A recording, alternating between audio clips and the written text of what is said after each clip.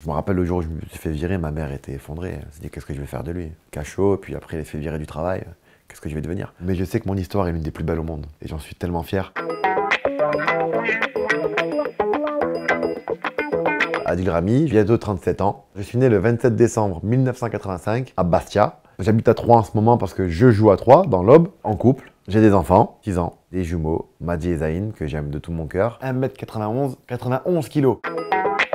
Mes parents sont séparés. Mon père a quitté le domicile, a laissé ma maman sans travail avec 4 enfants dans un quartier. En plus, on était en pleine période de rébellion. Pas facile pour ma mère. Elle a dû trouver du travail du jour au lendemain, alors qu'elle n'avait jamais travaillé. Là, je me rends compte aujourd'hui, c'est extraordinaire. Moi, je traînais dehors dans le quartier. Je rêvais de football. Je le rêvais, mais c'était trop loin. Donc, je voulais faire comme les grands du quartier. Je voulais commencer à faire comme eux, vendre de la bœuf. Un jour, je me suis fait attraper à l'âge de 17 ans et on m'a emmené au cachot. J'ai fait ma première nuit au cachot. Quand j'ai vu ma maman m'attendre au bureau le lendemain en pleurs avec ma grande sœur, j'ai dit que je faisais n'importe quoi. Dans ma tête, je me disais, je vais être footballeur. Je vais être footballeur. Mais il y a tout le monde Tout le monde me faisait croire le contraire. Je savais pas quoi faire. En fait, je ne connaissais rien, moi, à part jouer au foot et être avec les copains de quartier. À ce moment-là, on me dit, qu'est-ce que tu veux faire? Je sais pas. Je vais être mécanicien. Pourquoi mécanicien? Parce que j'avais besoin, moi, d'avoir une notoriété. Je voulais une notoriété dans mon quartier, parce que dans le quartier, on a toujours besoin d'un mécanicien. Les voitures, les trafics de trucs, les scooters, enfin. Ensuite, je me suis battu dans mon garage avec un autre jeune de mon âge. Je m'étais fait virer. Et j'ai toujours eu le maire de Fréjus, qui s'appelait à l'époque Élie Brun. À ce moment-là, il a décidé de ne pas me virer, de me garder. Il m'a dit, par contre, tu vas aller en punition ramasser les papiers au bord de route. Je faisais le matin, de 5h du matin à 12h30. À ce moment-là, je ramasse les papiers au bord de route. Et un autre gars, il était à 6 mois de la retraite. Et je l'ai regardé comme ça, je me dis, putain, il a la retraite. Ça veut dire que moi, je vais devoir faire comme lui. Je me dis, oh. Et ça m'a traversé l'esprit. À ce moment-là, je me suis dit, faut que tu arrêtes de rêver football. Trouve-toi une femme à Fréjus-Saint-Raphaël, fais des enfants, ça y est, vie de famille, quoi. Je sais pas, le fait d'avoir travaillé avant, j'ai l'impression d'avoir une chance. J'ai pas la même perception des choses. Je connais la souffrance, je connais tout ça en fait. Et le fait d'avoir travaillé, ça prend beaucoup de recul par rapport à tout le monde. Et grâce à ça, parce que pour moi c'est une chance de ne pas avoir été un centre de formation, c'est beaucoup plus risqué. J'aurais pu ne rien avoir. Je me dis, les pauvres, 14 ans enfermés, ils ont la valeur de rien, ils sont entourés, protégés. Quand ça se passe mal et qu'il faut faire face à la réalité, peut-être qu'ils ont un peu plus de mal que moi aujourd'hui.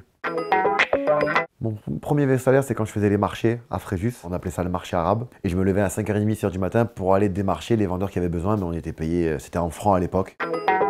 Bien sûr que j'ai le permis, je l'ai eu du premier coup à 18 ans, mais j'ai triché. On est dans une salle de cinéma, un peu délire, tu sais, pour passer le code. J'avais une vue, je sais pas pourquoi, je dis, allez, je te vois, je vais te recopier. J'ai pas vu la tête du mec, hein. Il faisait A, je faisais A, il faisait B, je faisais B. J'ai tout fait comme lui, et à la fin, un par un, il disait les noms comme les diplômes. C'était mon premier diplôme. Je pars à Juan-les-Pins pour faire une soirée. La voiture était neuve, je venais de la recevoir et je pars au 7-1. Et en rentrant, je sais pas ce qui se passe, mon téléphone il tombe de mon entrejambe et j'essaie de le récupérer. Et je me relève et là je vois que je suis près de la barrière d'urgence et je mets un coup de volant et ça part dans tous les sens, je fais des tonneaux. La voiture est récupérable à l'épave.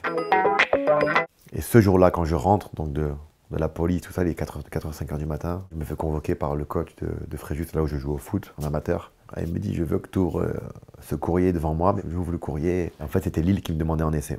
Quand j'ai lu la lettre, je savais que j'allais partir à ce moment-là. C'était fini pour moi. On m'a donné une chance, c'était fini, j'allais la prendre et j'allais manger tout le monde.